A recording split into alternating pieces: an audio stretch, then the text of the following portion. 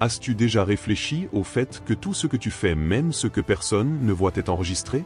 Pas seulement par les caméras de surveillance ou les réseaux sociaux, mais par quelque chose de bien plus sérieux, le ciel. Oui, c'est exact. Chaque pensée cachée, chaque mot prononcé sur un coup de tête, même ces intentions que tu n'as jamais osé avouer, rien n'échappe au regard de Dieu. La Bible affirme que des livres célestes sont en train d'être écrits et ce n'est pas de la fiction. C'est bien réel. Il existe un livre de vie et il contient le registre de nos choix, de nos actions, de nos paroles, et même des fois où nous avons fait semblant d'être quelqu'un que nous ne sommes pas. Cela semble exagéré?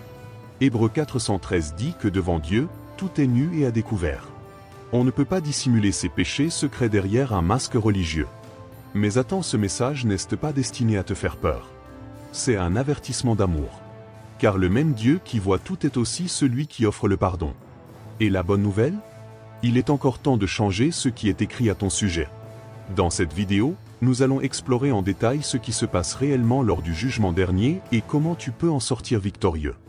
As-tu déjà eu une pensée que tu n'as même pas osé formuler à voix haute? Une intention mauvaise, enfouie dans ton esprit?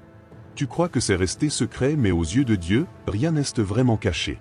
Hébreux 413 est clair, tout est mis à nu et exposé aux yeux de celui à qui nous devons rendre compte. Il n'existe ni audio divulgué, ni capture d'écran, ni caméra cachée qui rivalise avec la vigilance divine. Dieu n'est pas comme nous, qui jugeons selon les apparences. Il lit le cœur humain comme un livre ouvert. Cela signifie que les intentions dissimulées, les jalousies masquées, les désirs égoïstes, tout cela est noté dans les livres célestes. Pendant que nous essayons de bien paraître devant les autres, Dieu sait déjà si notre bonté est sincère ou pure comédie. Il connaît la racine de chaque acte, même quand l'emballage semble parfait. Oui, c'est un peu effrayant, mais en réalité, c'est libérateur. Car quand tu comprends que Dieu voit même les péchés secrets, tu réalises que l'essentiel n'est pas ce que les autres pensent de toi, mais ce que Dieu voit en toi. Cela change complètement notre façon de vivre. Le véritable jugement ne commence pas à la mort, mais au moment où l'on décide soit de cacher, soit de confesser ce qui est en nous. Il est facile de tromper le regard humain. On s'habille bien, on parle joliment, on publie des versets bibliques et on affiche un sourire de façade. Mais Dieu n'est pas impressionné par ça. Il n'est pas distrait par l'apparence. Tandis que les autres ne voient que la surface, lui plonge au cœur, au centre de ton être. Et c'est là que tombent les masques. Ce qui ressemble à de la sainteté mais cache la rancune, l'orgueil ou l'envie sera révélé. Il n'existe pas de maquillage religieux capable de tromper son regard. Tu connais peut-être quelqu'un qui parle doucement à l'église mais crie sur sa famille à la maison. Ou celui qui condamne les péchés des autres mais cache les siens. Dieu voit tout. Et le jugement ne se basera pas sur tout ce que tu as fait ni sur ce que les autres pensaient de toi, mais sur les intentions derrière tes actions. Le cœur humain, avec toute sa complexité, est le véritable sujet de l'analyse divine. C'est pourquoi il vaut mieux être que paraître. Être sincère. Être pur à l'intérieur. Être quelqu'un qui ne vit pas pour l'apparence, mais pour une transformation spirituelle véritable. La grâce de Dieu ne se déverse pas sur les masques, mais sur les confessions sincères. Et la vraie question est, si ton cœur était projeté sur un écran aujourd'hui, tu ressentirais de la honte ou du soulagement? La réponse pourrait bien être le début d'une vie vécue sans masque. Beaucoup imaginent le jugement dernier comme une explosion de colère divine. Mais c'est une idée faussée. Le jugement de Dieu ne naît pas de la colère, mais de la justice. Il ne juge pas par impulsion, mais avec vérité. 1 Corinthiens 45 dit que Dieu mettra en lumière même les intentions cachées. Ce n'est donc pas seulement ce que tu fais qui compte, mais pourquoi tu le fais. Et cela change tout. Dieu ne se trompe pas de diagnostic. Il n'est pas comme un juge humain influençable ou mal informé.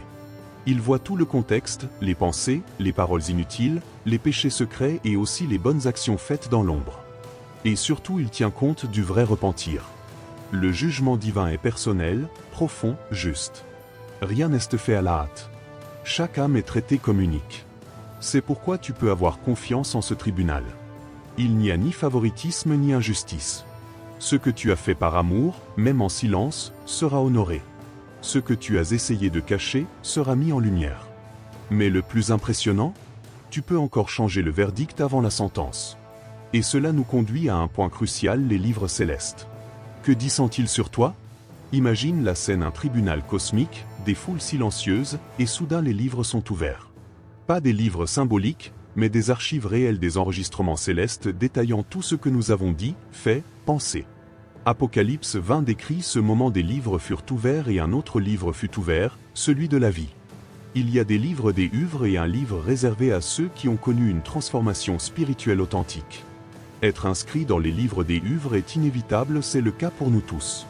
Mais figurer dans le livre de vie, cela demande plus que de bonnes intentions ou des pratiques religieuses. Ce n'est pas suffisant de donner de la nourriture, d'aller au culte ou de citer des versets. Dieu ne cherche pas une performance religieuse, mais un cœur brisé, une confession sincère, un repentir réel. Voilà ce qui change l'histoire et inscrit un nouveau départ parmi les rachetés. Peut-être te demandes-tu mon nom est-il là? La réponse ne dépend pas d'un hasard, mais d'une décision. Le repentir est la clé qui modifie ton registre. Il ne dépend pas de ton statut ou de tes titres. Dieu n'inscrit pas selon la renommée, mais selon la foi. Quand les livres seront ouverts, que lira-t-on à côté de ton nom? Cette question résonne comme un appel intérieur maintenant, tant qu'il en est encore temps. À la différence des procès humains, tenus à huis clos, le jugement final sera un événement cosmique. Rien ne se fera en secret. Ce sera devant les anges, les êtres spirituels, et même ceux qui se sont moqués de la foi. Chaque vie sera examinée à la lumière de la justice divine. Et le plus frappant, tout sera public. Même les secrets que l'on croyait emportés dans la tombe seront révélés pour glorifier la vérité de Dieu. Cela peut sembler effrayant, mais c'est aussi profondément libérateur. Pourquoi? Parce que ceux qui ont été injustement traités ici sur terre verront enfin leur histoire reconnue. Ces larmes versées dans le silence, cette fidélité au milieu de la souffrance, ce pardon offert en secret, tout sera honoré. Aucune injustice ne restera sans réponse, aucun mensonge ne demeurera caché. Ce tribunal céleste n'est pas un spectacle de honte, mais une scène de justice divine. Même les intentions cachées seront révélées non pas pour humilier, mais pour restaurer la vérité. Et tandis que certains chercheront à se justifier par l'apparence, les humbles qui ont fait confiance à la grâce verront leur foi validée devant tout l'univers. Alors, que veux-tu que le ciel révèle sur toi? As-tu déjà pensé que cette conversation insignifiante, cette critique mesquine ou ce commentaire inutile que tu as laissé échapper pourrait être inscrit dans les cieux? Oui, Jésus a été très clair dans Matthieu 1236, les hommes rendront compte au jour du jugement de toute parole inutile qu'ils auront prononcée. Fort, n'est-ce pas? On grandit avec l'idée que les paroles s'envolent, mais au ciel, aucune ne se perd. Toutes révèlent ce qui habite vraiment notre cœur. Les potins déguisés en préoccupation, les plaisanteries blessantes dites sans méchanceté, les promesses vides, les murmures, tout cela est enregistré. La bouche parle de l'abondance du cœur et quand les mots trahissent le mépris, l'envie, l'arrogance ou l'hypocrisie, ils dévoilent aussi ce qui doit encore être guéri en nous. Ce n'est pas une question de perfection, mais de sincérité. Les mots ne sont pas que du son, ils ont un poids spirituel. Alors si tu veux vraiment commencer une transformation spirituelle, commence par ta parole. Écoute ce que tu dis surtout quand tu crois que personne n'écoute. Démarre ta journée avec des paroles de vie. Prie au lieu de te plaindre. Encourage au lieu de critiquer.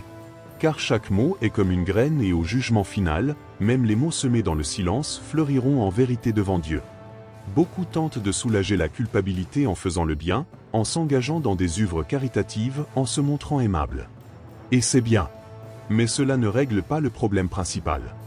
Devant les livres célestes, il n'y a qu'un seul moyen d'effacer les péchés, le repentir sincère. Ce n'est pas une question de compenser le mal par le bien. C'est reconnaître, confesser, changer. Acte 319 dit « Repentez-vous afin que vos péchés soient effacés ». Dieu n'est pas bureaucratique. Il ne demande pas des rituels compliqués ni des listes de bonnes œuvres. Ce qu'il veut, c'est un cœur brisé, honnête. Le vrai repentir, ce n'est pas un désolé, Seigneur. C'est un ressenti profond, une décision ferme, une action concrète. C'est quand la culpabilité ne devient pas une excuse, mais une impulsion vers la transformation spirituelle. Et la bonne nouvelle? Dieu efface. Il pardonne. Il purifie. Pas avec du correcteur, mais avec sa grâce profonde et définitive. Tu t'es déjà repenti d'un acte et tu as senti un poids quitter tes épaules? Imagine cela mais à l'échelle de l'éternité. La sincérité a le pouvoir de changer ton destin éternel. Oui, Dieu voit tout mais il efface tout quand il y a une vraie confession. Ce n'est pas de la magie, c'est de la miséricorde. Et cela nous amène à une question urgente: pourquoi continuer à accumuler des enregistrements de douleur, alors que le ciel est prêt à écrire une nouvelle histoire pour toi? Beaucoup entendent parler du jugement dernier et ressentent immédiatement de la peur. La peur d'être exposé, de ne pas être prêt, de découvrir qu'ils ont vécu dans l'erreur. Mais Dieu ne nous attire pas par la peur, il nous attire par l'amour et l'urgence. Le message du repentir n'est pas une menace, c'est une invitation. Une opportunité de recommencer avant qu'il ne soit trop tard. Et si tu regardes cette vidéo aujourd'hui, c'est que tu as encore le temps. Il y a encore de la grâce. Il y a encore de la place dans le livre de vie. On a tendance à tout remettre à plus tard, on commence le régime lundi, on se rapproche de Dieu quand on aura le temps. Mais si le bon moment c'était maintenant? Et si aujourd'hui était le jour du changement? Le vrai repentir n'a pas besoin d'un moment parfait, il a juste besoin d'une décision. Et plus vite tu dis oui à cette nouvelle chance, plus vite tu goûteras à la légèreté de celui qui sait qu'il a été pardonné. Le temps de la grâce, c'est maintenant. Pas demain. Dieu voit tout, mais il offre aussi toute la grâce, le pardon, une nouvelle vie. Tu n'as plus besoin de faire semblant, de cacher, ou de porter ce poids tout seul. La porte est ouverte et tu es libre de la franchir. Qu'est-ce qui t'en empêche? La peur? L'orgueil? Le doute? Dépose tout ça entre ses mains. Car au final, le jugement n'a pas besoin d'être une condamnation, il peut être une célébration, celle de ceux qui ont choisi la vérité, la transformation spirituelle et une foi réelle. Maintenant que tout a été dit, prends une profonde inspiration. Ferme les yeux ou plutôt, ouvre ton cœur. Car ce que tu viens d'entendre n'est pas juste un enseignement sur le jugement dernier. C'est un appel. Un avertissement rempli d'amour. Une invitation d'un Dieu qui te connaît mieux que toi-même. Il a vu chaque larme que tu as retenue, chaque erreur que tu as essayé de réparer en silence, chaque prière étouffée par la honte. Et malgré tout, il continue de dire viens. Il est encore temps. Peut-être as-tu grandi avec l'idée que Dieu ne veut que punir. Peut-être qu'on t'a parlé d'un Dieu sévère, prêt à te rayer du ciel à la moindre faute. Mais ce n'est pas la vérité. Le même Dieu qui ouvre les livres tend aussi la main. Il est juste, oui, mais il est aussi Père. Et un Père juste corrige, mais il pardonne aussi. Le jugement n'a jamais été conçu pour écraser, mais pour restaurer. Et la justice n'est complète que lorsqu'elle offre une porte de sortie. Et cette sortie a un nom, le repentir. Pas celui qui se dit pour faire bien, mais le vrai.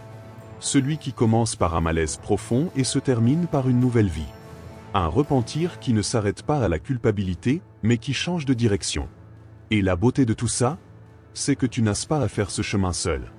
Le Saint-Esprit accompagne ceux qui se donnent à lui. Il ne cherche pas la perfection, il répond à la sincérité. Peut-être que ta page dans les livres célestes est pleine. Peut-être qu'il y a des mots inutiles, des pensées cachées, des péchés secrets, des intentions égoïstes, des blessures jamais avouées. Mais il existe quelque chose de plus fort que l'accusation, le sang de Jésus.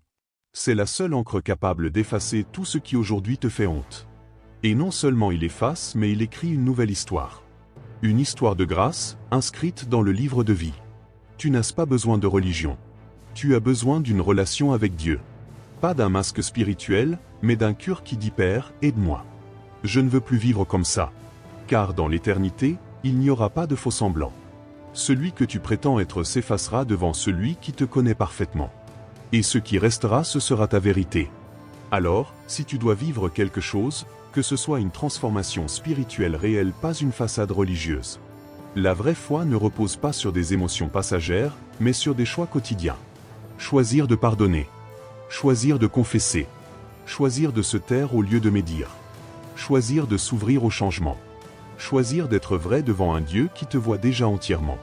Le jugement dernier sera le reflet de ce que nous choisissons aujourd'hui, c'est pourquoi l'éternité commence maintenant, dans les petites décisions prises quand personne ne regarde. Ne remets pas à demain. Le temps de la grâce n'est pas éternel. Les livres sont en train d'être écrits en ce moment même. Pendant que tu écoutes, des pages sont remplies de tes pensées, de tes paroles, de tes actions et aussi de tes occasions manquées. Et l'une de ces occasions, c'est celle-ci, maintenant. Tu peux choisir de rester comme tu es. Ou tu peux faire un choix radical, retirer ton masque, affronter ta vérité, et courir vers les bras d'un Dieu qui ne se lasse jamais de t'attendre. Et si aujourd'hui tu veux faire ce pas, tu n'as pas besoin de scène ni de public. Il suffit d'un endroit tranquille, d'un cœur prêt, et d'une conversation honnête avec Dieu. Dis-lui tout, même ce que tu n'as jamais dit à personne. Dépose-lui tes peurs, tes erreurs, ta douleur. Et laisse-le réécrire ton histoire. Car oui, tu peux vivre de telle manière que, le jour où les livres seront ouverts, ton nom y soit pas parmi les condamnés, mais parmi les rachetés. Et si ce message t'a touché, partage-le avec quelqu'un. Parfois, une âme n'a besoin que d'une parole comme celle-ci. Et si tu veux continuer à recevoir des réflexions profondes, abonne-toi à cette chaîne, active la cloche et rejoins ce voyage de croissance spirituelle.